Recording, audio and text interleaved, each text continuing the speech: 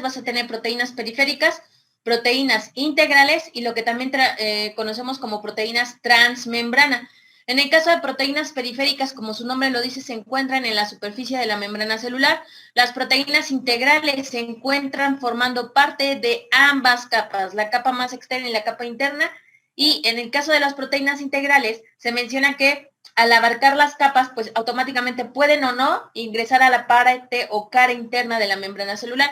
Si habláramos nosotros de las proteínas transmembranales, se menciona que atraviesan completamente a la membrana y forman una especie de poro que va a permitir la entrada a sustancias. Tal es el caso que la que conocemos como proteína transmembrana es también conocida como proteína canal. ¿Vale? Y entonces mencionamos, ¿qué otro podemos encontrar a lo largo de la membrana celular? Lo que conocemos como oligosacáridos. Los oligosacáridos mencionamos que son pequeñas antenas de pequeñas glucoproteínas que van a permitir el contacto con el exterior.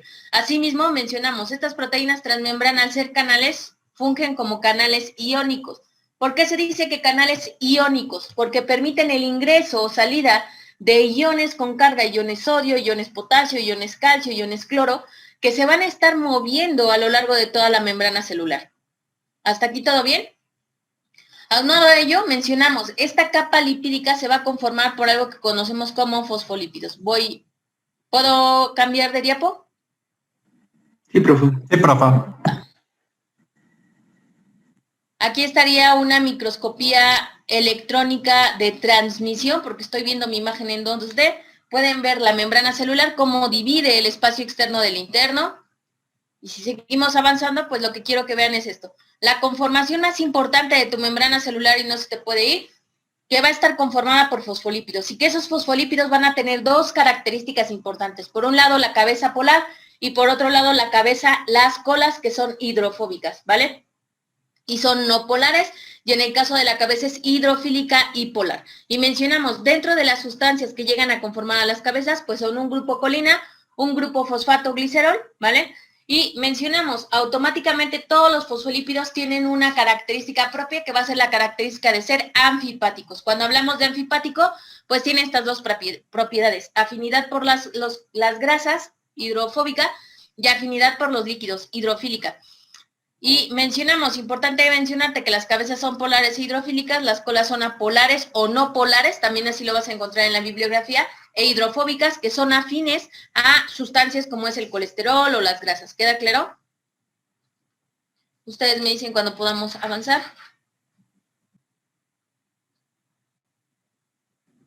Ya, profe. Ok. ¿Qué más vamos a encontrar? Importante, yo te mencionaba, la membrana va a estar conformada por una serie diferente de fosfolípidos. Esta serie diferente de fosfolípidos, pues te indica que vamos a tener diferentes tipos de fosfolípidos. Y estos diferentes tipos de fosfolípidos se organizan en un grupo que conocemos como fosfoglicéridos. Y estos fosfoglicéridos, a su vez, se van a diferenciar en 4 muy importantes. Fosfatidilcolina, fosfatidilethanolamina, fosfatidilserina y fosfatidilinositol. De los 4, el más importante para nosotros como fisioterapia es el fosfatidilcolina. ¿Por qué? Porque se menciona que el fosfatidilcolina tiene la propiedad básica de ayudar a generar lo que conocemos como mielina en el sistema nervioso central. Y se menciona, la fosfatidilcolina, al tener las propiedades para formar parte de la mielina en las fibras nerviosas, es capaz de ayudarnos a la conducción de estímulos nerviosos a lo largo del sistema nervioso central. En este caso, la mielina, por recordarte un poco, es la protección o la cubierta, la membrana de cubierta que tiene el sistema nervioso central y que va a ayudar a conducir todos los estímulos de tipo eléctrico a lo largo del sistema nervioso central. Si esta mielina no se encuentra presente en el sistema nervioso central, en este caso en las fibras nerviosas, automáticamente se refiere que esta estructura pues puede llegar a no conducir de forma adecuada los estímulos y generar como tal en el paciente pues algún tipo de daño. ¿Qué tipos de daños son los que nosotros vamos a encontrar en nuestros pacientes? Alteraciones motoras y alteraciones sensitivas. Y ojo, ¿por qué es importante saber sobre la presencia de la fosfatidilcolina? Porque van a llegar diagnósticos en los cuales se te refiere a que el paciente tiene una alteración genética y entonces la alteración principal es la presencia de fosfatidilcolina. Y el paciente te va a preguntar, ok, con este diagnóstico quiero que me digas si tomando 10 sesiones contigo me voy a recuperar. Pues automáticamente por ética profesional, yo fisioterapeuta digo, ok, tienes deficiencia de fosfatidilcolina y es una deficiencia por una causa genética. Por lo tanto, la terapia que yo te voy a dar es una terapia que te mantenga o que evite la alteración mayor causada por la patología que presentas. Más no quiere decir que mi terapia pues te va a quitar todo tipo de lesión o va a reducir la presencia de la patología. Eso sí es importante mencionarlo, ¿vale? Y entonces mencionamos, gracias a que nosotros tenemos estos diferentes tipos de fosfolípidos, nosotros vamos a tener algo que se conoce como difusión transversa de las sustancias. ¿A qué me refiero con eso? Que automáticamente el fosfolípido puede cambiar de lugar. Esta sería una capa superior y esta habría aquí una capa inferior. Cuando hablamos del proceso de flip-flop, este fosfolípido se baja a la capa inferior y el fosfolípido de la capa inferior sube a la capa superior. Y automáticamente mencionamos que en ese intercambio de fosfolípidos, pues es un proceso que se conoce como flip-flop y que va a permitir la difusión de sustancias al interior de la membrana celular. ¿Vale? ¿Podemos avanzar? No, profe, espere un poquito.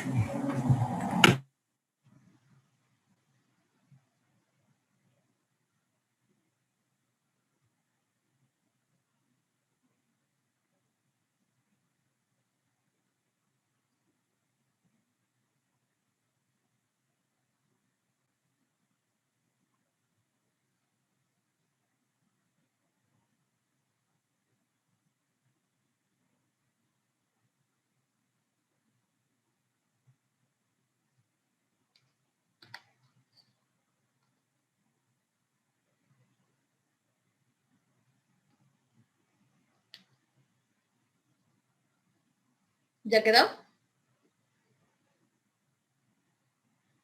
Sí, ya. Sí, profe. Vale. Hablando de los componentes extras que podemos encontrar, esfingolípidos y colesterol. En el caso del colesterol, ¿cuál es la principal función? La formación de balsas lipídicas. Las balsas lipídicas, tal cual como su nombre lo dice, una balsa, esta forma de tabla que encontramos aquí, que lo que va a hacer es añadir a sustancias que no puedan ingresar a la célula, las absorbe o las une directamente a la balsa de colesterol y les permite ingresar como tal al interior de la membrana celular. Esto con la finalidad de que las estructuras pues puedan modificarse con respecto al ingreso o salida de ciertas sustancias. ¿Podemos avanzar?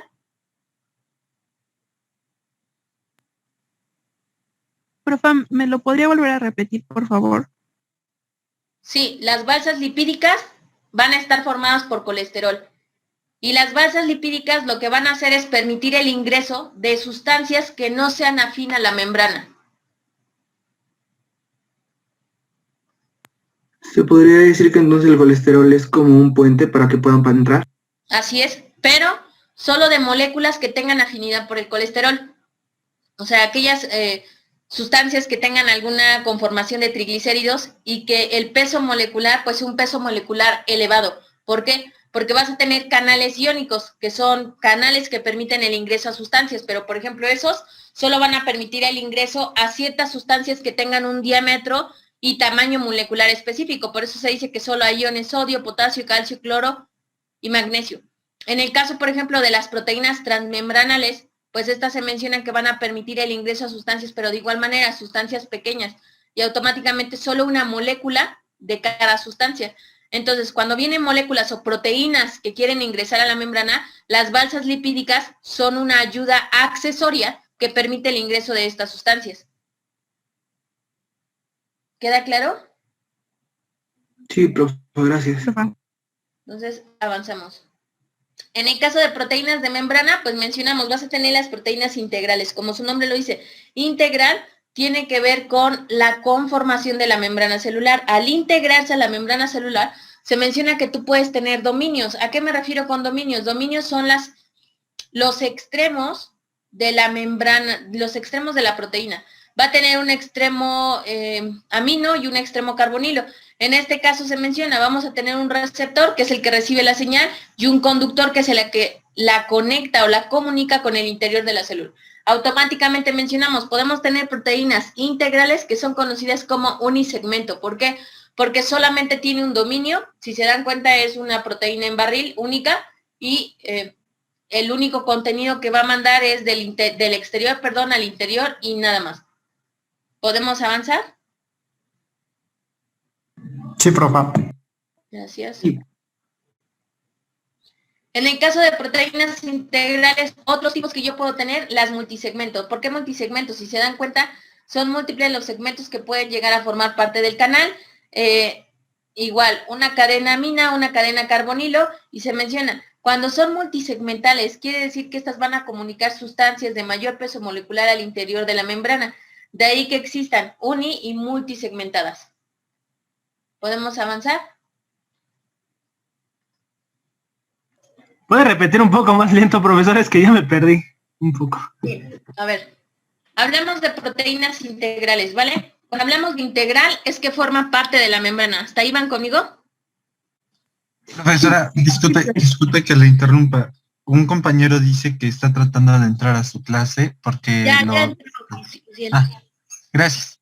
De nada. Entonces, primero, proteínas integrales. Vamos a tener integrales, periféricas y transmembranas, ¿se acuerdan? Sí, profe. Sí, Cuando profe. hablo de integral, como su nombre lo dice, integra o forma parte de la membrana celular. Y cuando forma parte de la membrana celular, es importante mencionarte que las proteínas van a estar formadas por segmentos. Cuando yo hablo de segmentos, hablo de esto. Si te das cuenta, pareciera, aquí hay una, aquí hay otra, y este otro es otro segmento, ¿vale? A eso me refiero con segmentos. Son cuerpos moleculares de cierto tamaño que van a permitir atravesar a lo largo de la membrana celular. Ahora, estas proteínas integrales van a ser de dos tipos, unisegmentales y multisegmentales. Cuando hablo de unisegmento, quiere decir que solo tiene una cadenita, ¿vale? Una cadenita con un extremo amino y una cadenita con un extremo carbonilo. ¿Por qué son importantes estos dos extremos? Porque el extremo externo va a recibir la señal y el extremo interno va a conducir el estímulo que está recibiendo, ¿vale? Sí, maestra. Ahora, Sí, maestra. cuando yo hablo de multisegmento, como su nombre lo dice, si son segmentos, me voy al de segmento.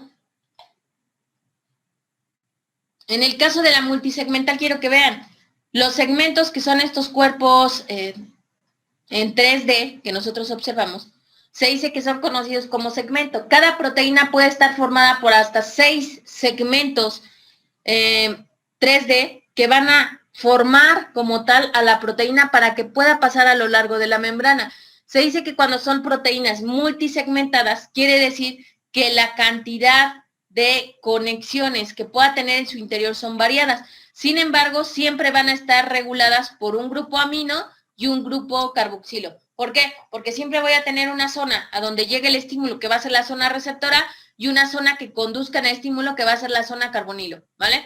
La única diferencia es que una va a estar formada por varios segmentos, por eso es multisegmentada, y unisegmentada, que puede ser un solo segmento, ¿vale? Con las porciones transversas. ¿Hasta aquí todo bien? Sí, profe. Sí.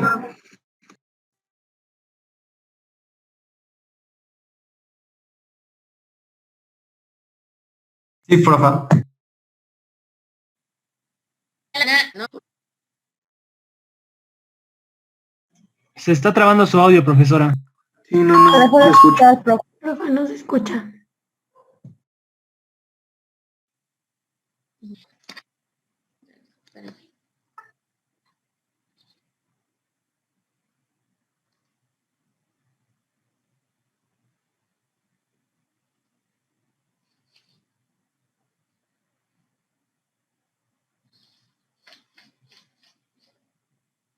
Okay.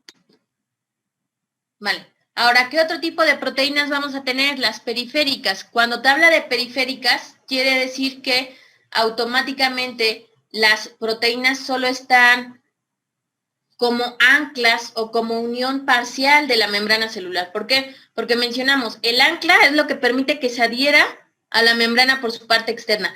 Va a haber un soporte que es una membrana integral, ¿vale? Y va a haber enzimas que lo activen. ¿Por qué? Porque mencionamos, van a ser como tal enzimas periféricas y estas enzimas periféricas, pues lo que buscan automáticamente es ingresar a lo largo de la membrana y esto va a permitir que éstas puedan comunicar. Automáticamente la proteína se va a unir, una proteína periférica se puede unir a una proteína integral con la finalidad de que la membrana pueda conducir la información.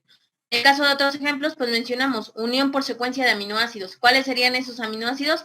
Nuevamente, las colitas que medíamos, que pueden ser receptora y conductora, y automáticamente que estas colitas de aminoácidos pues tengan contacto inmediato con las zonas hidrófobas de la membrana celular, que mencionamos que serían las colitas, esto con la finalidad de mantener la comunicación con el medio interno de la célula. ¿Podemos avanzar?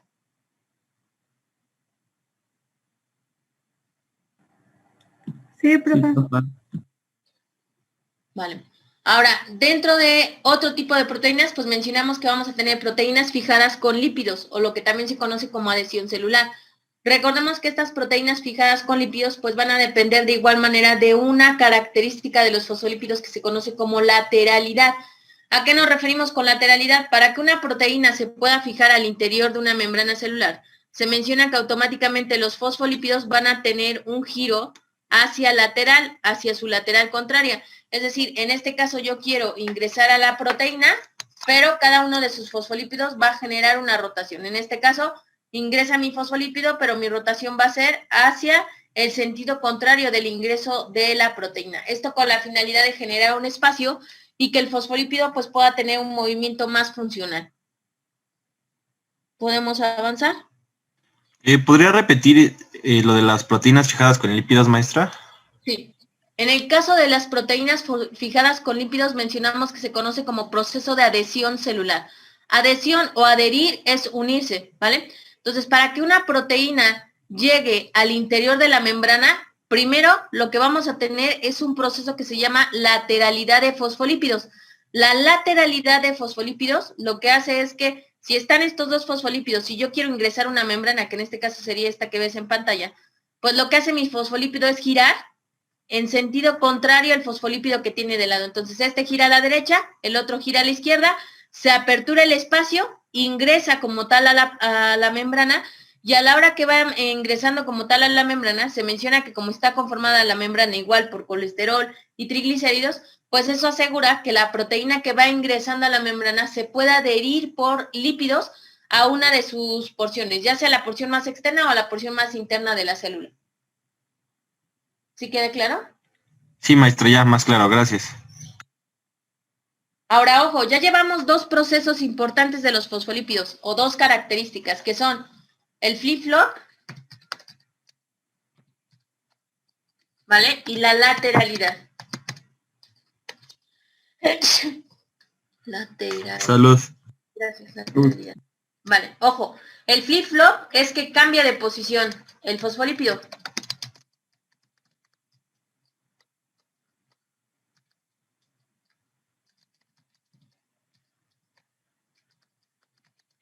Y en el caso de la lateralidad, mencionamos que gira el fosfolípido en sentido contrario.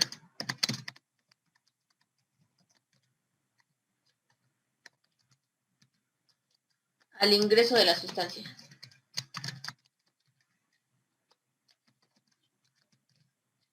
¿Vale?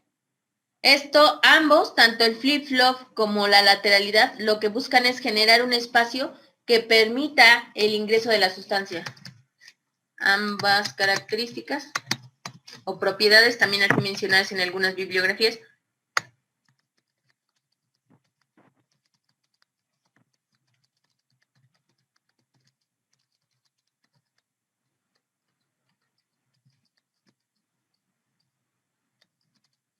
¿Listo?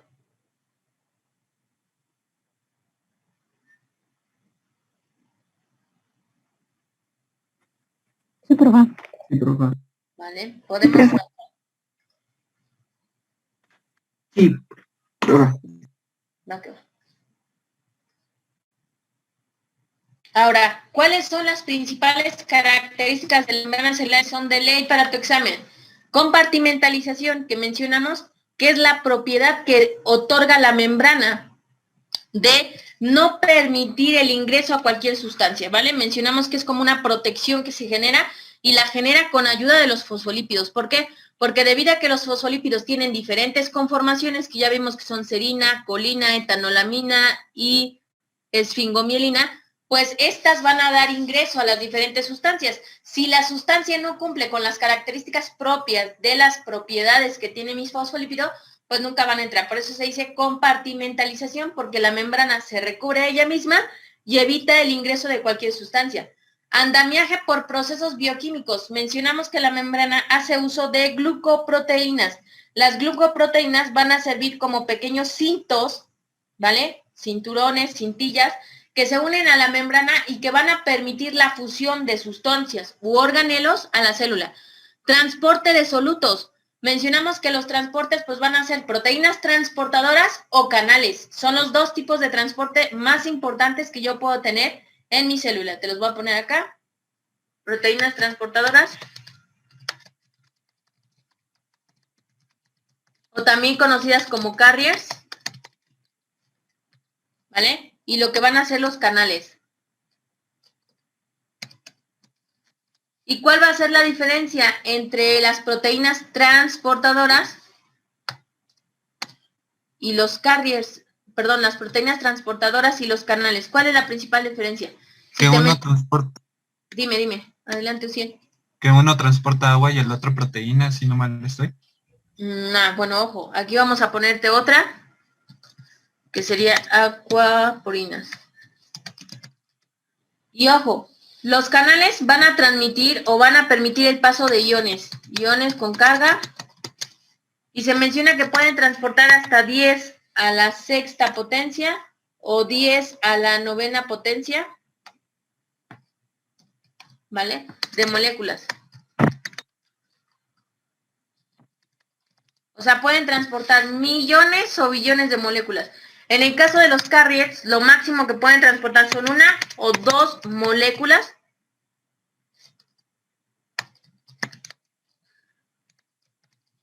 Y aparte de ello, en una dirección, o 2, o contrarias. Ahorita lo vas a ver. En el caso de los canales, solamente va a transportar hacia una dirección.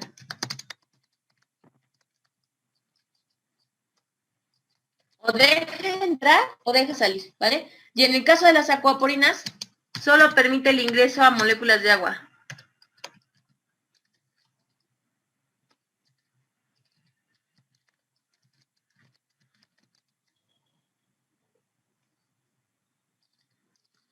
¿Cuántas moléculas? Igual hablamos de una molécula por determinado periodo de tiempo. ¿Vale?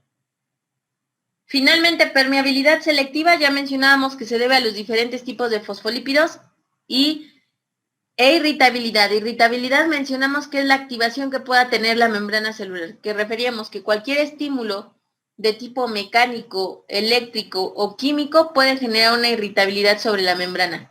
Interacción celular, ¿cuáles son los tipos de comunicación celular que podemos tener? Ya anteriormente ya lo habíamos referido, autócrina.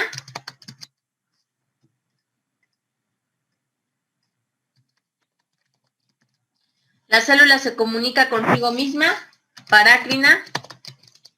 La célula se comunica con su periferia y endocrina.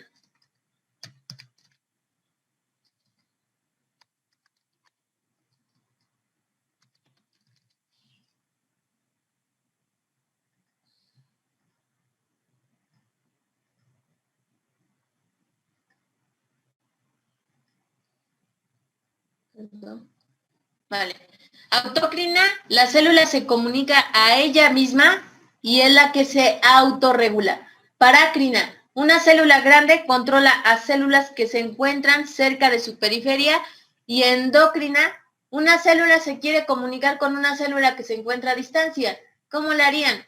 La célula que se quiere comunicar va a secretar a una hormona o a un neurotransmisor y lo va a expulsar como tal a la sangre, y automáticamente la sangre, cuando llega a la célula deseada, que está a cierta distancia, lo que va a hacer es permitir el paso del neurotransmisor en esa zona, ¿ok? Y finalmente, transducción de energía, que mencionamos que se da también gracias a la presencia de los glucolípidos, que los glucolípidos o glucoproteínas mencionamos que son las antenas que van a estar conduciendo todo el tiempo sobre el medio. Dime. Una pregunta, no sé si me podría repetir lo de irritabilidad. Claro, en el caso de irritabilidad mencionamos que la membrana va a tener automáticamente afinidad por ciertas sustancias y que puede recibir ciertos estímulos. Aquí te lo voy a poner si quieres. Puede recibir estímulos mecánicos,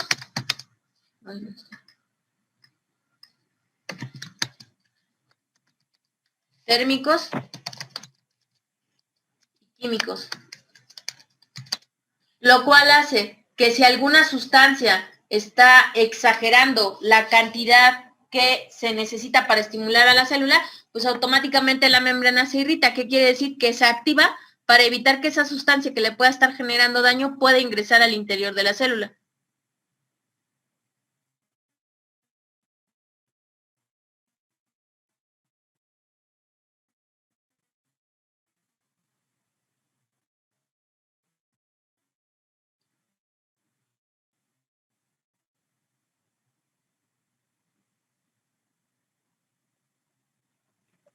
Sí, profe. Gracias.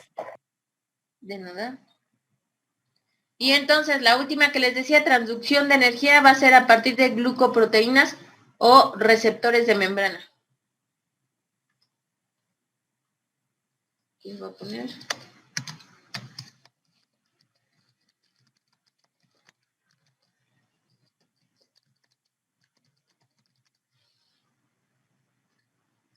¿Vale?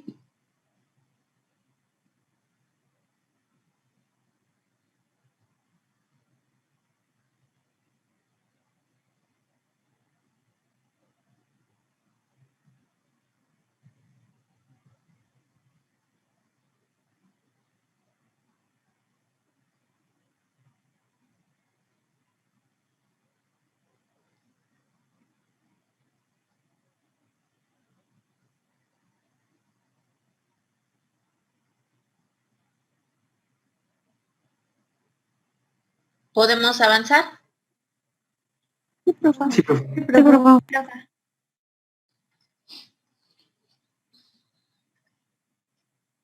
Ahora, ojo, se menciona que cuando tú quieres movilizar una sustancia del interior al exterior o viceversa, tú vas a tener que tomar en cuenta que hay sustancias que están cargadas y sustancias que no están cargadas. Ejemplo, hace rato me decían, las acuaporinas permiten el ingreso del agua.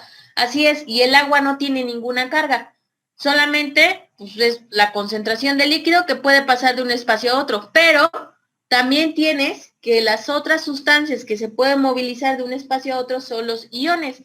Los iones pues, son sales que encontramos en las membranas que pueden ser ion sodio, ion calcio, ion potasio, ion cloro, ion magnesio, pero que van a tener una carga eléctrica que va a generar cierta resistencia para mover a las sustancias. Es decir, no es lo mismo que yo mueva a 5 chicos que están apretados en un salón, si el salón que está enfrente no tiene nada, pues obviamente todos se van a mover para estar más livianos y sin estar apretados, si se mueven de un espacio de mayor concentración a uno de menor concentración. Pero ¿qué pasa si yo tengo en un salón 5 niños que están súper apretados y en el otro salón solo tengo 2 niños, pero además de ello, esos 2 niños son más grandes?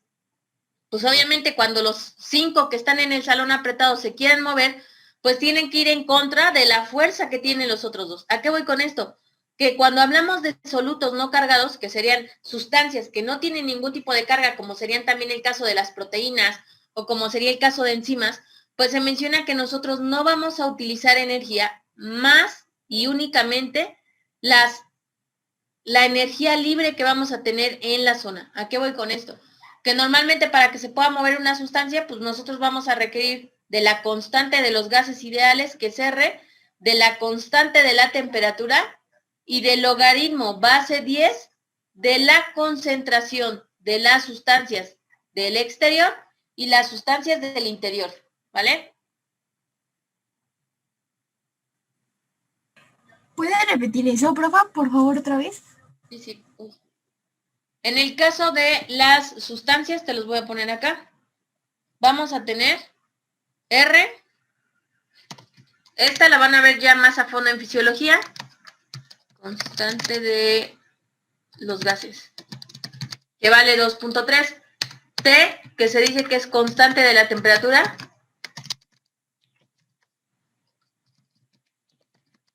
Y la constante de temperatura la van a tener en grados Fahrenheit y la tienen que convertir a grados Celsius.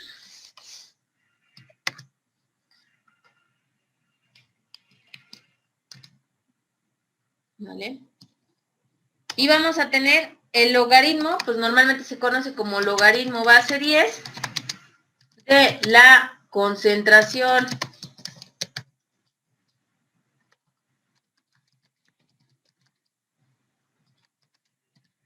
extracelular, ¿vale? Sobre la intracelular.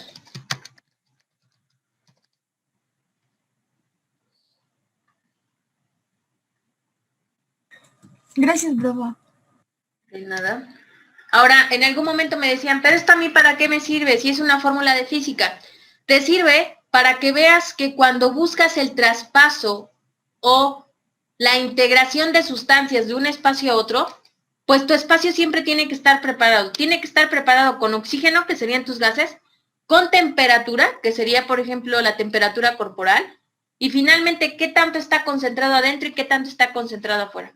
Ejemplo, cuando tú quieres atender a un paciente en el área de fisioterapia, tú vas a tener que utilizar ultrasonido. El ultrasonido, hagan de cuenta que es como un cabezal pequeñito, te lo voy a dibujar.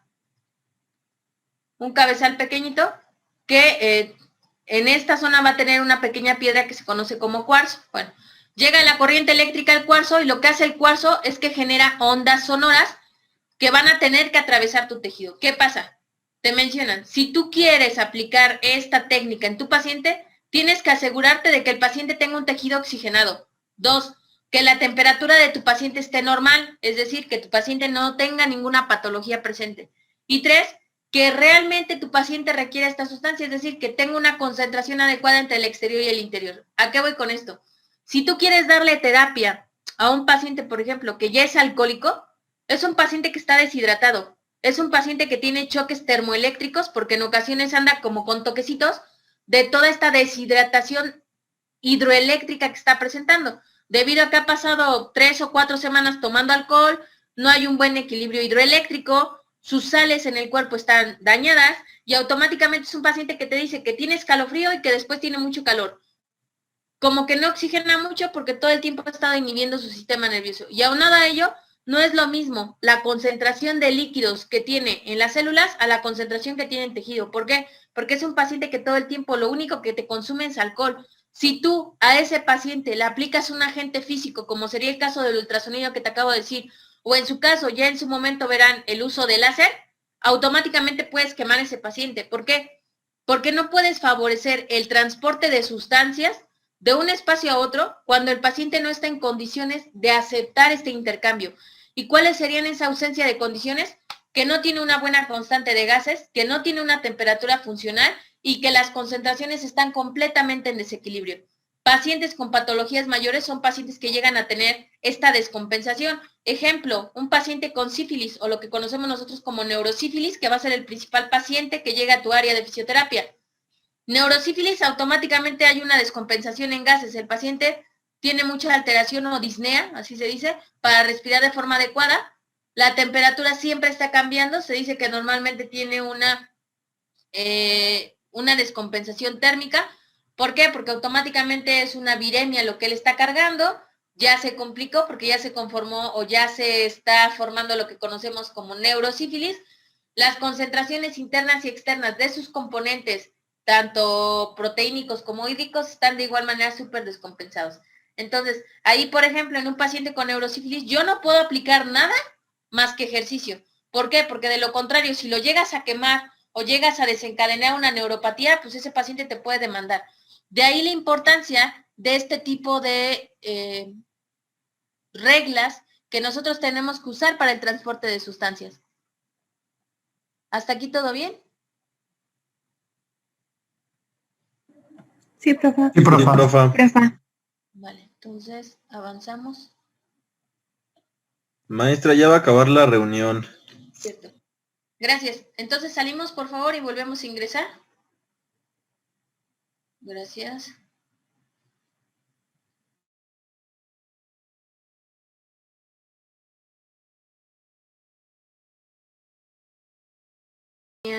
Emilio. Aquí ya está. Francisco, tu audio, por favor. Meli, tu audio. Creo que ya están todos.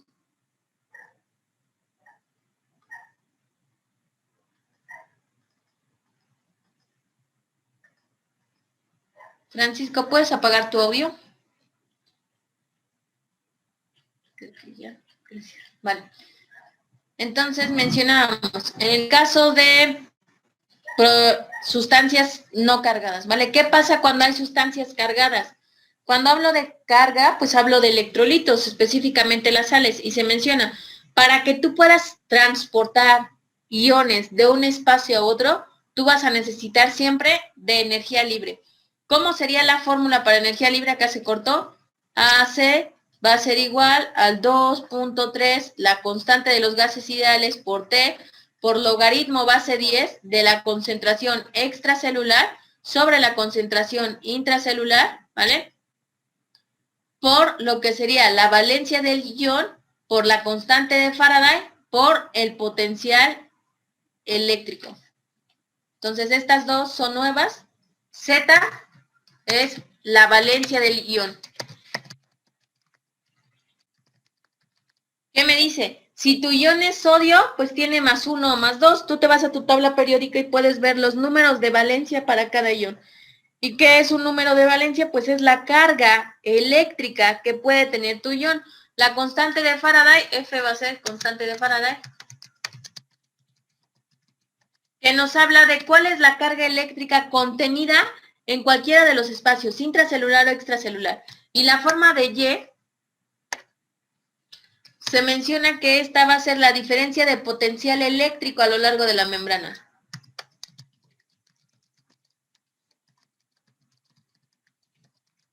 ¿A qué nos referimos con diferencia de potencial eléctrico? No es lo mismo la carga que tenga el espacio intracelular a la carga que tenga el espacio extracelular. Entonces siempre es importante verificar, ok, ¿cuál es esa diferencia de potencial eléctrico que yo tengo a lo largo de mi membrana y que me va a permitir que las células puedan ingresar o salir de la zona? Ejemplo, en un paciente que está deshidratado, y ustedes si algún día han tenido la experiencia de consumir alcohol, al otro día tienen demasiada sed, se deshidrataron. Y comúnmente les dicen, si estás crudo no tomes agua porque te va a hacer daño, ¿vale? ¿Cuál es la razón? Cuando tú estás deshidratado, todas las sales están descompensadas. Si tú tomas agua, pues lo único que te puedes generar es una peristalsis elevada, que dirían en otras palabras que te amarra los intestinos. No te amarra nada, simplemente que la cantidad de agua que estás ingiriendo no se va a absorber por el tejido porque el tejido está dañado. El tejido necesita de un estímulo. Entonces, lo ideal es que consumas sustancias que tengan algún azúcar que permita que las sales puedan ingresar al tejido o en este caso a la sangre. Ejemplo, lo que toman muchos son refrescos y se menciona que los refrescos al tener glucosa, pues la glucosa también funge como un acarreador y se le conoce como los famosos GLUT, GLUT1, GLUT2, GLUT3, que son transportadores de sustancias. En este caso, cuando se deshidratan por alcohol, pues sí se menciona que es importante consumir alguna bebida que tenga una cantidad específica de glucosa para que ayude al almacenaje de los iones al interior de la célula. Y una vez que tienes el almacenaje de esos iones, pues favorecer la absorción del líquido. De lo contrario, si tú tomas solo agua sin haber preparado a tu tejido, pues automáticamente sí vas a sentir esa sensación de peristalsis en intestino, que pareciera que dicen que te están amarrando el intestino, y no es eso, simplemente el intestino se contrae más rápido porque no sabe qué hacer con tanto líquido. Y como tu cuerpo está descompensado hidroeléctricamente, pues no tiene una información adecuada para poder procesar el líquido al interior de la célula. ¿Queda claro? Sí, maestra. Sí, profa. Profesora. Vale, ahora, ¿por qué dicen que no se puede comer sandía una vez que estás deshidratado por el alcohol? ¿Qué les hace la sandía cuando están todos alcoholizados al día siguiente? Ebrios. Dicen que es muy fría, ¿no? Y que con el alcohol puede dar un torzón. Exacto. Pero más que fría, bueno, eso es, digamos, lo que culturalmente se maneja, ¿no? Más que fría se menciona que la sandía tiene una cantidad excesiva de líquido. Aunado a ello tiene una cantidad también excesiva de potasio, ¿vale? Entonces, ¿qué pasa? Si tú estás deshidratado y de golpe tú mandas ese exceso de potasio, y aunado a ello con el exceso de glucosa que tiene, que mencionábamos que la glucosa son acarreadores, pues lo que vas a hacer es, de forma abrupta o rápida, vas a permitir el ingreso de sales a tu cuerpo. Y si tu cuerpo no está preparado, pues automáticamente lo que genera es eso, ¿no? Que sientes el torzón, dice el compañero, que es esa peristalsis aumentada, pero repito, es porque tu cuerpo no está acostumbrado, estás ingresando demasiadas sales al cuerpo y eso puede generar un contraste a nivel intestinal. Por eso la sensación que se percibe. No así, por ejemplo, con el agua de coco. Si tú estás deshidratado, el agua de coco también tiene un exceso de potasio y un exceso de sodio. Pero el agua de coco, al no tener glucosa, se dice que si tú consumes agua de coco posterior a una deshidratación por alcohol, por ejemplo, puedes tener mejores resultados que si consumieras sandía. ¿Por qué? Porque a pesar de que tiene sodio y potasio, no tiene glucosa y permite que esas sales se vayan almacenando poco a poco al interior del cuerpo y permitan una adecuada compensación de líquidos, que es lo que requiere el cuerpo en ese momento. ¿Hasta aquí todo bien? Oiga, maestra, una pregunta. Dime. El ejemplo que nos puso de la sandía, ¿pasa lo mismo cuando hacemos ejercicio? ¿Por qué? Es que, bueno, yo también había escuchado lo mismo que dijo el compañero, que no puedes comer sandía después de que haces ejercicio porque está muy fría y también te da el torzón. Lo mismo, cuando haces ejercicio se supone que tienes pérdida hidroeléctrica, ¿vale? Algunos dicen que sudan grasa, la grasa no se suda, lo que sudas es líquido. Entonces, cuando tú tienes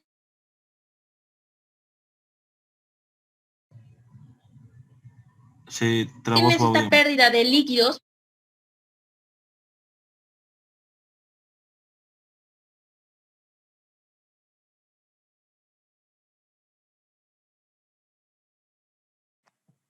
Soy de yo, cierta no sé. manera, pero eso es de forma abrupta o rápida. Pero si haces ejercicio y en esta ocasión hiciste más ejercicio de lo normal, creo que ahí ya no me escuchan. ¿Ahí me escuchan todavía? Sí, maestra. Ah, Apenas la Pero escuchamos. se trabó un poco antes. sí, es que está entrando una alumna.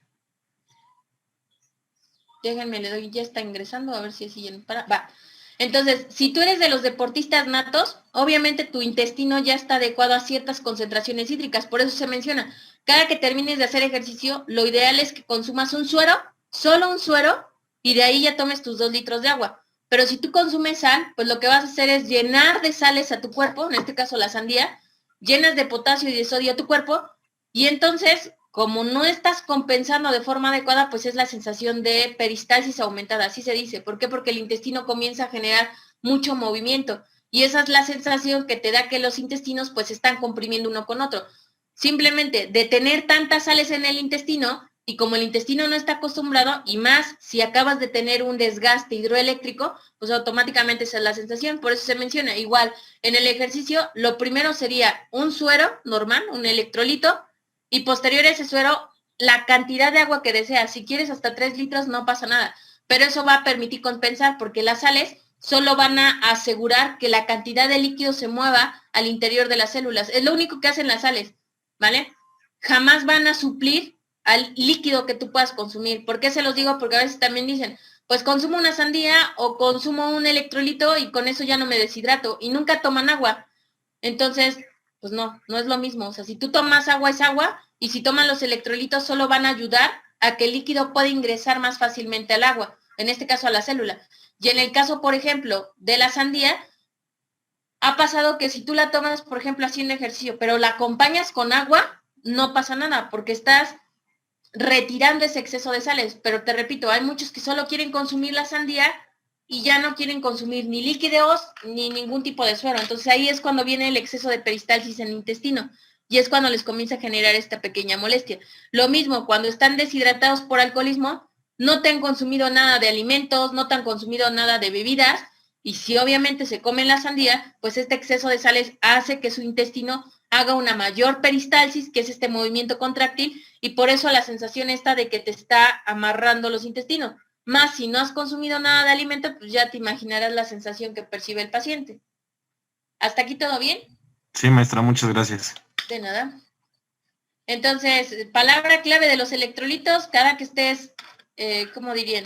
Deshidratado por alcohol, el agua de coco es el mejor hidroeléctrico que puedes tener, ¿vale? Y mencionamos dentro de los transportes celulares, ¿para qué me sirve un transportador de membrana? La primera, para que pueda desechar sustancias o para que pueda adquirir nutrientes. Nosotros mencionamos que van a estar los famosos carriers. Los carriers son transportadores de membrana o proteínas transportadoras. Las proteínas transportadoras se menciona que permiten adquirir nutrientes a la célula. Es decir, si yo tengo una deficiencia de sodio, bueno, pues llega mi proteína transmembrana y dice, ok, tienes deficiencia de sodio. Voy por un sodio y lo ingreso a la célula. Si en mi célula, al interior de mi célula, se está dando un proceso inflamatorio y yo en el proceso inflamatorio, recordemos que es un proceso que te llega a liberar exceso de calcio, exceso de potasio por la muerte celular, pues entonces estos transportadores del interior de la célula lo que van a hacer es que expulsan los desechos al exterior. Esto con la finalidad de regular las concentraciones hidroeléctricas que pueda presentar mi célula. ¿Ok? Sí, profe. Entonces avanzamos. Tipos de transporte. Vamos a tener dos tipos de transporte importantes, pasivo y activo. Cuando hablo de pasivo quiere decir que no necesito nada de energía, lo único que necesito es generar movimiento. Y mi movimiento comúnmente va a ir de un espacio de mayor concentración a un espacio de menor concentración. Si mi movimiento es de tipo pasivo, ¿vale? Si mi movimiento es activo, ¿cómo se vería en el? Esto sigue siendo pasivo, de mayor a menor concentración. Si mi movimiento fuera activo, ¿qué va a pasar? Cuando yo hablo de activo, es que mi gradiente de concentración va en contra de la concentración que existe en el exterior. En este caso son 2 y quieren entrar a un espacio donde hay 4. Este espacio que tiene 4, pues obviamente va a generar que mis 2 moléculas requieran un gasto de energía. ¿Por qué? Porque no va a ser tan fácil que estas puedan ingresar, ¿vale? Entonces, pasivo, voy a favor del gradiente de concentración, es decir, voy a ir de mayor a menor, eso es importante, de más a menos, ¿vale? Y no voy a requerir una carga eléctrica. Y en el transporte activo voy en contra del gradiente de concentración y voy a requerir un gasto energético para que las sustancias puedan ingresar de forma adecuada al interior de la célula. ¿Queda claro? Sí, profe. Sí, Bueno, profe. ¿podemos avanzar? No, pero me da un momento. Va, terminen.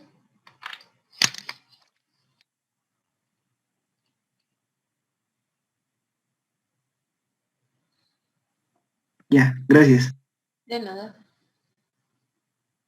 Aquí estamos viendo, siguen siendo menos afuera, más adentro. Como voy en contra del gradiente de concentración, pues automáticamente necesito energía para poder realizar ese movimiento. Tipos de transporte pasivo, importante que lo sepas. Vamos a tener difusión simple, ósmosis, difusión facilitada y ultrafiltración. Cuando yo hablo de una difusión simple, quiere decir que yo me puedo mover de un espacio de mayor concentración a un espacio de menor concentración, sin necesidad de energía. ¿Vale? Ahora, ojo, en el caso de difusión, cuando hablamos de difusión hablamos de soluto, cuando hablamos de ósmosis hablamos de solvente. Y mencionamos, en la difusión simple siempre me voy a mover de mayor a menor Lo que se mueve son las sustancias.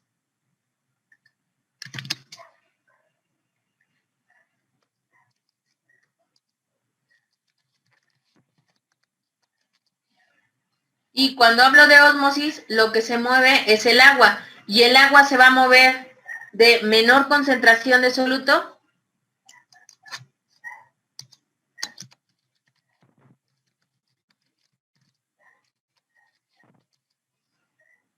a mayor concentración de soluto.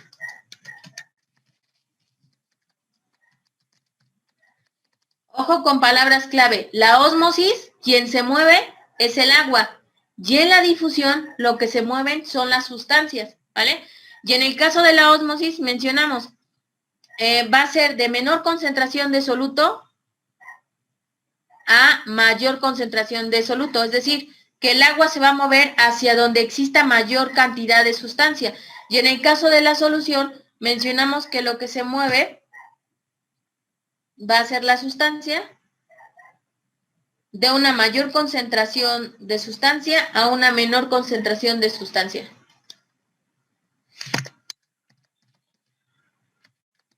¿Vale? En el caso de difusión facilitada, pues mencionamos que va a ser a través de acarreadores y canales, que ya mencionamos cuál es la principal diferencia, y la ultrafiltración normalmente es algo que nosotros vemos que se considera como intercambio en membranas, como sería el caso del riñón.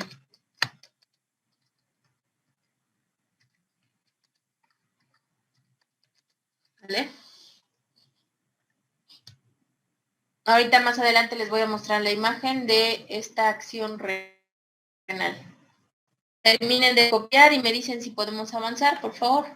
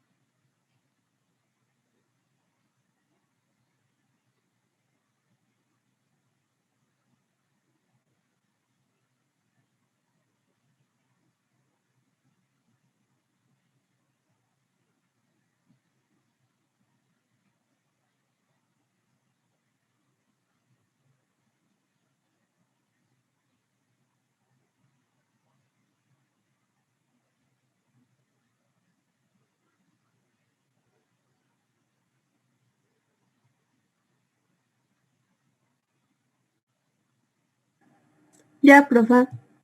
¿Me quedó? ¿Los demás cómo van? ¿Todo bien? Todo bien, maestra. Ya, profa.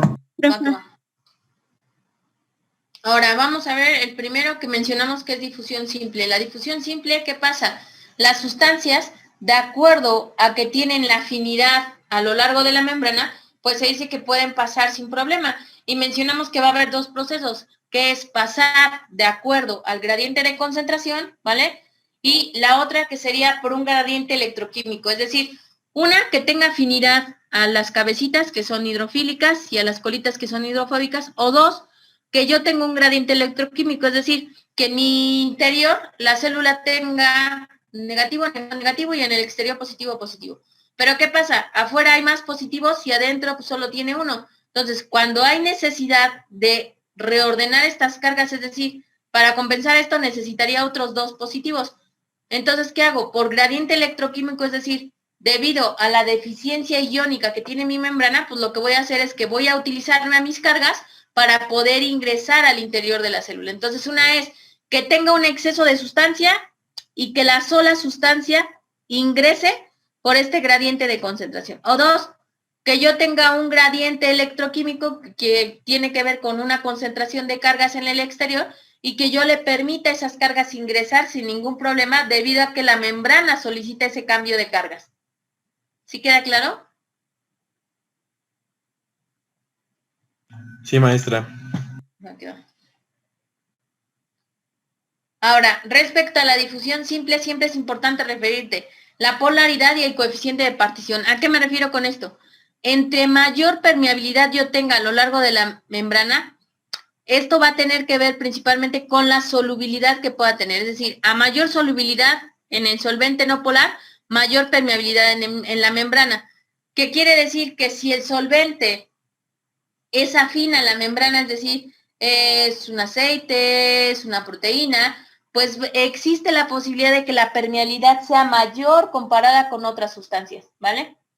Y al tener una mayor solubilidad al interior de la célula, pues esto va a permitir que la solubilidad favorezca a una concentración adecuada, tanto en el interior como en el exterior de la membrana celular. ¿Podemos avanzar? ¿Ustedes me dicen? Sí, maestra. Ósmosis, ya te decía, es el paso del agua a través de una membrana semipermeable, ¿vale? Que va a ir menor concentración de soluto a mayor concentración de soluto. Aquí se ve el ejercicio. Vean el ejercicio aquí. Si te das cuenta, me regreso de nuevo. La ósmosis, ojo, palabra clave. Lo que se va a mover es el agua en la ósmosis. Y dos, se va a mover siempre de menor concentración de soluto, que son las sustancias, ¿vale?, a una mayor concentración de soluto. Y este término te lo van a volver a mencionar en fisiología y en fisiología del ejercicio. Y a veces es increíble que lo vemos aquí, pues no te acuerdas. Y ya les dije, palabra clave es, en la ósmosis lo que se mueve es el agua. Y siempre se va a mover, y vamos a ver este ejercicio, de menor concentración, aquí tengo 3, aquí tengo 6, 7, y vean, lo que se mueve es el agua, de menor concentración de solutos a mayor concentración de solutos. Lo que busca la ósmosis es compensar la cantidad de sustancias que yo tengo para que tengan una cantidad suficiente de agua y éstas se puedan degradar. ¿Podemos avanzar? Profa. Va que va. En el caso de soluciones, es importante recordarte que de acuerdo a la concentración que pueda tener cada sustancia, pues yo voy a tener soluciones hipertónicas, isotónicas o hipotónicas. Esta que están mirando en pantalla sería una isotónica, tiene la misma cantidad de agua y la misma cantidad de sustancia. Iso significa igual, ¿vale? Después voy a tener que una hipotónica. Cuando hablo de una hipotónica se menciona que es menor la concentración de solutos y mayor la concentración de agua. O una hipertónica, que es más la concentración de solutos, ¿vale? Solutos y menos la concentración de solvente, ¿vale? Y entonces vamos a tener 3 tipos de sustancias. ¿Por qué es importante saber las sustancias? Recordemos que cuando un paciente está deshidratado, ya sea por alcohol o por algún tipo de cirugía, por ejemplo, se manda un suero intravenoso y te dicen, es una solución glucosada al 20%, es una solución glucosada al 50%, que sería, por ejemplo, isotónica. Una solución glucosada al 20%, pues te dice que el 20% del total de agua es glucosa, entonces es una hipotónica. O una solución glucosada al 80%, que quiere decir que el 80% es de glucosa y el 20% es de agua, entonces es hipertónica. Si el 20% es de glucosa y el 80% de agua, pues sería una hipotónica. Y una isotónica 50-50. ¿Esto a qué se debe? A la solicitud que requiera mi célula, si está muy deshidratado o si no está tan deshidratado. ¿Podemos avanzar? Sí, maestra. Sí, profa. Aquí estoy en un proceso o evento isotónico, que es lo mismo afuera de la célula y adentro de la célula. Hipertónico, cuando yo ingreso demasiadas sustancias al interior de la célula, mi célula puede sufrir un proceso de crenación. ¿A qué me refiero con crenación de la célula? Pues que mi célula se hace pasita. Es tanto, si hablo de hipertónico, quiere decir que en el exterior va a tener mayor concentración que en el interior. Y entonces, ¿qué pasa? Debido a que afuera hay muchas sustancias, pues lo que hace es que comienza a presionar a la célula, la presiona, y la célula sufre un proceso de crenación, que es que se hace pasita por el exceso de sustancias que hay en el exterior de la célula. Eso sería una hipertónica, ¿vale? Una hipotónica, que quiere decir que ahora es a la inversa, lo que tengo es un exceso de líquido y menos concentración de solutos. Y si yo tengo un exceso de líquido, yo puedo generar algo que se conoce como citólisis. Lisis, destrucción, cito de célula. El exceso de agua en mi célula puede generar una citolisis. Por eso se menciona, importante el tipo de sustancia que vayas a utilizar con tu paciente, porque podrías generarle un daño mayor a la célula. ¿Por qué creen que te mencionan? Que no es bueno consumir, hay pacientes que te dicen, no, es que yo tomo hasta 4 litros diarios de agua. ¿Qué le podría pasar a su célula? ¿Citólisis? Una citólisis por una destrucción excesiva de células. ¿Por qué se van a destruir? Porque está cargando a su cuerpo de agua. Ahora, ¿qué le pasaría a un paciente que te consume? Porque hay típicos, ¿no? Que luego mis alumnos me dicen, me llevo casi siempre muy bien con mis chicos. Todos, gracias a Dios, siempre terminamos bien y seguimos platicando después de haber tenido clase. Entonces hay uno que muy chistoso a mí dice, me siento mal y ya he tenido muchos problemas renales. ¿Tomas agua? No. Es deportista. ¿Qué tomas? Gatorade, electrolitos, Vive 100 y no sé cuántas bebidas raras. Entonces, ¿qué le estaría pasando a este pacientito si no toma agua? En sus comidas excede la concentración de sal, toma estas bebidas energetizantes y aparte toma puro suero en lugar de agua. ¿Qué creen que le esté pasando a su cuerpo? Una crenación. Una crenación. Aparte, ¿cómo es o cómo nos dimos cuenta de esto? Porque todo el tiempo le sangraba la nariz. Era muy extraño porque es deportista. Pero bueno, está exagerando el consumo de sales. Y entonces, ¿qué pasa? Como en su cuerpo ya tiene un consumo exagerado de sales, pues lo que está haciendo es presionando a sus células y está generando crenación. Por eso les digo, si tú no eres deportista y estás consumiendo, porque hay alumnos que me dicen, es que estoy en clase, profa, pero a veces me siento deshidratado y me tomo un electrolito diario. ¿Haces ejercicio? No. ¿Tomas agua? No. Entonces, una persona que no necesita esas sales, lo único que se va a generar es crenación. Y esa crenación en un futuro puede generar daño renal. Entonces, por eso se les menciona. Si tú no te deshidratas por hacer ejercicio y así, toma agua. Hay pacientes que me dicen, es que tomo agua y inmediatamente tengo que ir a miccionar, entonces no me estoy hidratando, ¿vale? A 4 litros de agua, tú le puedes poner una pizca de sal de grano, así se llama, y con eso tú puedes consumir el líquido y vas a darte cuenta que puedes retener el líquido hasta por 1 o 2 horas, porque lo único que puede que esté pasando es que como consumimos agua de garrafón que está completamente destilada, en su mayoría está muy destilada, y entonces le están quitando las sales que son propiedades funcionales para nuestro cuerpo. Ya una colega nutrióloga que es con la que trabajo en el consultorio, pues me mencionaba esta parte, ¿no? Porque este pacientito nos generaba mucho conflicto, de que decía que tomaba agua y tenía que ir al baño, agua y al baño. Y pues ya se estaba deshidratando demasiado. Entonces, en ese paciente no podemos utilizar ningún tipo de agente físico. Por eso también es importante el trabajo multidisciplinar. Entonces ya nos ve y pues sí, el paciente estaba tomando todo el tiempo agua de garrafón, ultra filtrada, y eso hacía que el agua no tuviera las sales que necesitaba su cuerpo. Se le agrega una pizca de sal de grano y con eso tuvimos santo remedio para que dejara de ir a orinar todo el tiempo, ¿vale? Y además de ello, pues que se pudiera hidratar. ¿Podemos avanzar? ¿Hasta aquí todo bien? Sí, maestra. Sí, profa. Ahora, en una difusión facilitada, mencionamos que la membrana automáticamente no es permeable a la sustancia. Y entonces, ¿qué quiere decir? Cuando yo hablo de difundir de forma facilitada, hace referencia a que yo necesito de un transportador que lleve la sustancia al interior o al exterior de la célula.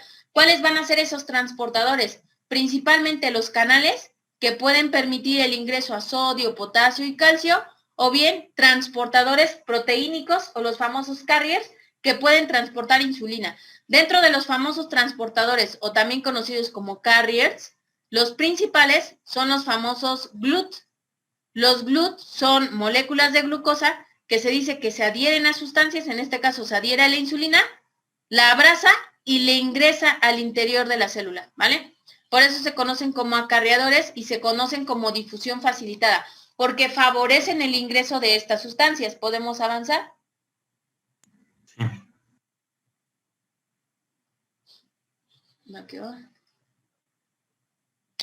Difusión facilitada. Mencionamos que van a ser canales los que siempre van a permitir el ingreso de iones. Ojo ahí, vamos a tener canales voltaje dependientes que llega una corriente eléctrica y permite el ingreso de los iones, ¿vale? Ahí ya está permitiendo el ingreso, ya no tiene la compuerta y eso es canal de actividad voltaje dependiente, ¿vale? ¿Qué otro voy a tener? Activados por ligando. El activado por ligando, vean lo que hace.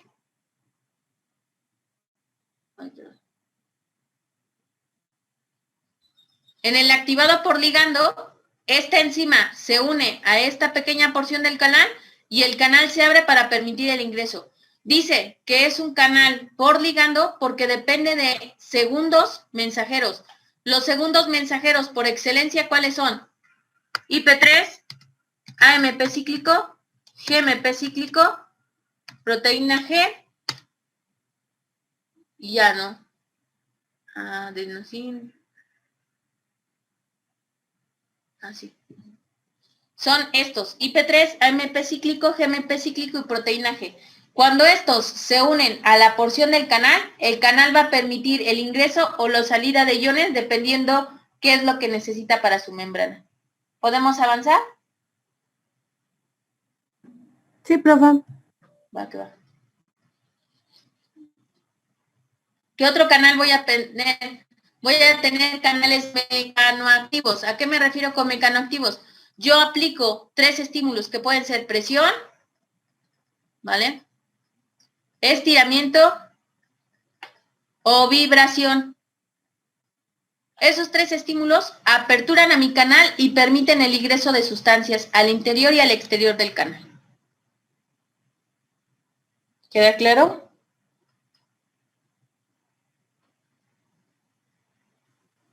Sí, profe. Vale, avanzamos entonces.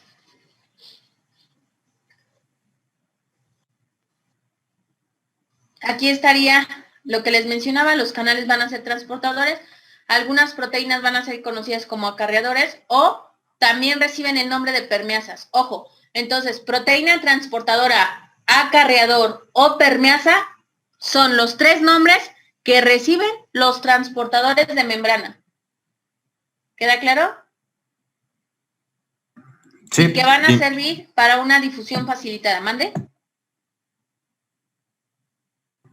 Sí queda claro. Ok. Ultrafiltración, te mencionaba, en el caso de ultrafiltración normalmente va a ser ¿para qué? Para aquellas sustancias que son permeables a lo largo de la membrana de mis tejidos. En este caso, la presión hidrostática mencionamos que va de mayor a menor concentración, se va a dar principalmente en riñones, principalmente a nivel del glomérulo, y se menciona que tiene que ver con el paso de transportar urea y creatinina a lo largo de este tejido renal. Le conozco ultrafiltración porque se menciona que por la simple afinidad que tienen por la membrana en este caso la membrana de la red glomerular, pues estos automáticamente pasan de un espacio a otro, no necesitan ni energía, ni presión, ni nada, simplemente la concentración hace que esto se pueda mover, pero además de ello, las características propias que tiene la membrana de ese tejido. ¿Podemos avanzar?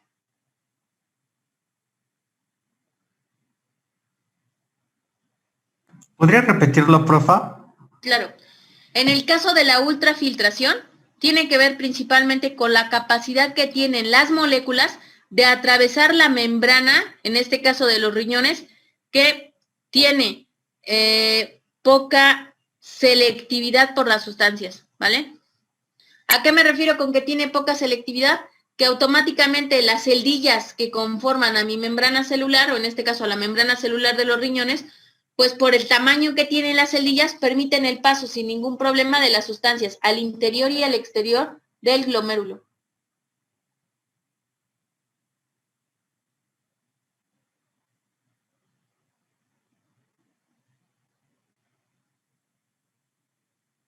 ¿Podemos avanzar? Sí, maestra.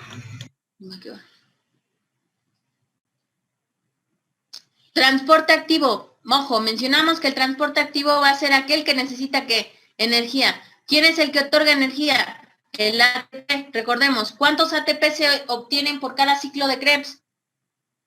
36 a 38. 36 a 38. Y mencionamos, si habláramos de 36 serían del ciclo de Krebs y los 2 extras de la cadena de hidrógenos, o bien si nos quedamos en 36, son 34 del ciclo de Krebs y 2 extras de la cadena de hidrógenos. Pero al final en total son 36 y puede variar hasta 38. ¿Cuántos tipos de transporte vamos a tener? Primario y secundario. Normalmente esos transportadores, pues mencionamos que son proteínas portadoras. Y vamos a tener 2 tipos de proteínas portadoras, antiporte y sin porte. Cuando yo hablo de antiporte, ¿a qué hace referencia? a que ingresa una molécula, pero sale otra molécula al mismo tiempo y en diferentes direcciones. Los principales, transportadores antiporte son la bomba, sodio, potasio, ATPasa, ¿vale? Y en el caso de sin porte quiere decir que son similares, entonces te dice que son dos moléculas que van en una misma dirección, ya sea de entrada o ya sea de salida. En este caso, hablamos de la unión glucosa-sodio, que te habla de que para que un ion de sodio pueda entrar en un paciente que está deshidratado, pues lo que yo necesito es de glucosa, que van a ser los famosos transportadores GLUTs, que van a permitir el ingreso o salida del sodio. ¿Vale? ¿Hasta aquí todo bien? Sí, profe, todo bien. ¿A qué va? Sí, profe. Entonces ya tenemos antiporte, sin porte, ¿y cuál nos falta? Que vieron en su teoría. Contraporte, si no mal estoy. Cotransportador. ¿Vale? Cotransporte. ¿Y un cotransporte qué te dice? Ah, y te falta el otro, que es el uniporte.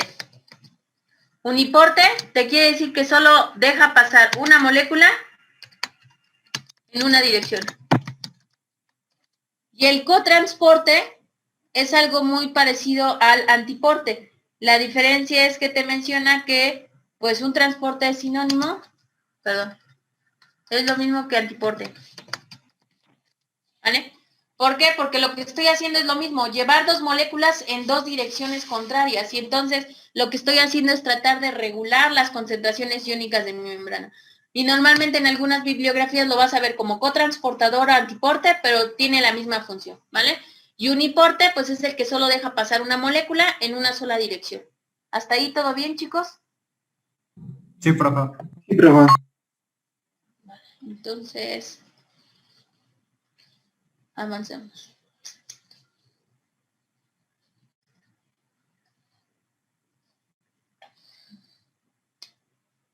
¿Qué será? ¿Cotransporte, uniporte o sin porte? ¿Antiporte? Ojo, acuérdate, antiporte son dos moléculas, ¿pero qué? En dos direcciones diferentes. ¿Con transporte? Ojo. Vamos a ver. Son dos moléculas en una misma dirección. ¿Qué sería? Sin porte. Importe. Importe, ¿ok? Ahora, dos moléculas en dos direcciones diferentes. Antiporte. Antiporte. Antiporte. Antiporte, también conocido como cotransportador. Recuerden, antiporte y cotransportador son lo mismo. ¿Sí se acuerdan? Sí, profe. Vale. Y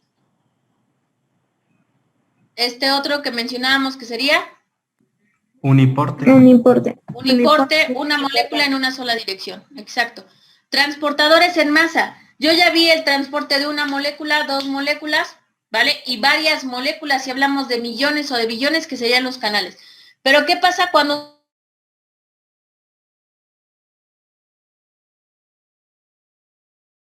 son más de dos moléculas, pero menos de millones de moléculas? Va a tener billones. Entonces, ¿qué pasa? Necesito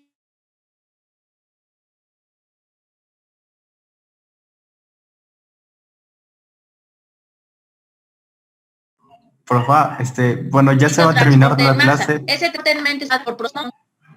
y se está trabando. Y ya no te escuché. Profe, se le trabó su audio. Es que se le trabó su audio y se dejó de escuchar y ya va a terminar la clase. Ah, que salimos, por favor.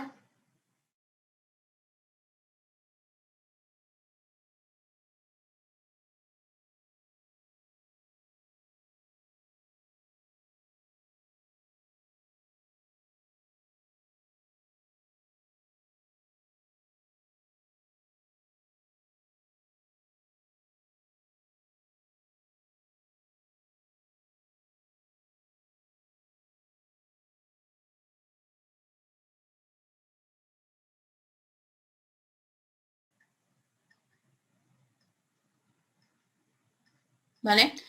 Y en el caso de fagocitar, pues mencionamos que literal la célula lo que hace es que come a la sustancia que quiere dentro de ella, ¿vale? Fagocitar, fagos, tiene que ver con tragar, deglutir. Citos, pues quiere decir que deglute o consume células. ¿Sí queda claro? En la endocitosis, dos procesos que van a ser pinocitosis y fagocitosis. En la pinocitosis, yo requiero de una enzima o un segundo mensajero para que pueda absorber o ingresar la sustancia a la célula.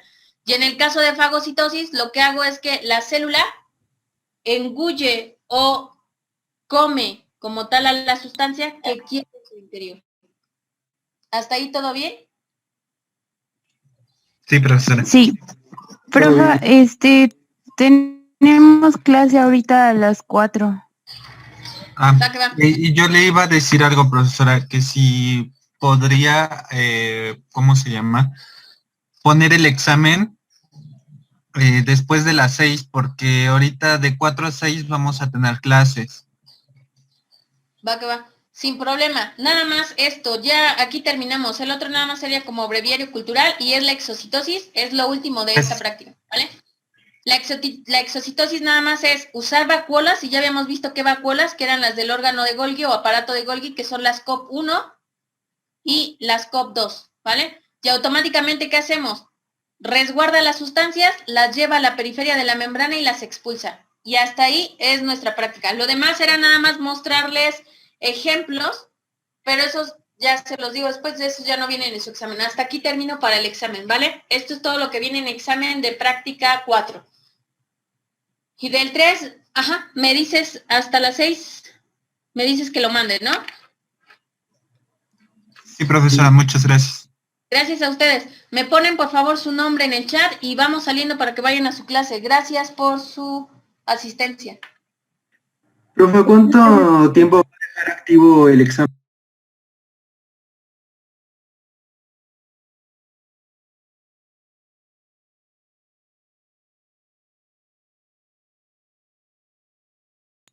¿Qué pasó? ¿Qué pasó? ¿Cuánto tiempo va a dejar abierto el examen, profesor? 20 minutos. ¿Están de acuerdo? Sí, profe, muchas gracias. Ajá, Sí, está bien, profesora, gracias. muchas gracias. De Gracias, nada. profe. Hasta luego. Hasta luego. Luego. Sí.